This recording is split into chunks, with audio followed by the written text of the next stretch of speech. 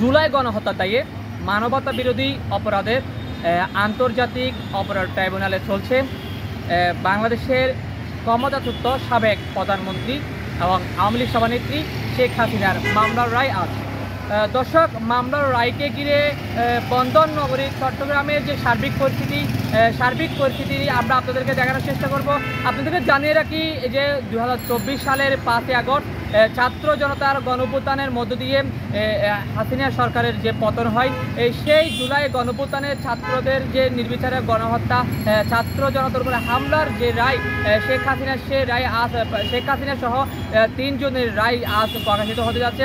অপরদিকে যে কার্যক্রম নিষিদ্ধ আওয়ামী লীগের ডাকে শাটডাউন কর্মসূচি চলছে। দর্শক, আমরা আজ আপনাদেরকে দেখানোর চেষ্টা করব যে শেখ হাসিনার রায় এবং যে কার্যক্রম নিষিদ্ধ আওয়ামী লীগের ডাকা শাটডাউনকে ঘিরে বন্দর নগরের চট্টগ্রামের যে সার্বিক পরিস্থিতি, সেই সার্বিক পরিস্থিতি আপনাদেরকে আমরা দেখানোর চেষ্টা করব। ততক্ষণ আমাদের সাথে থাকুন।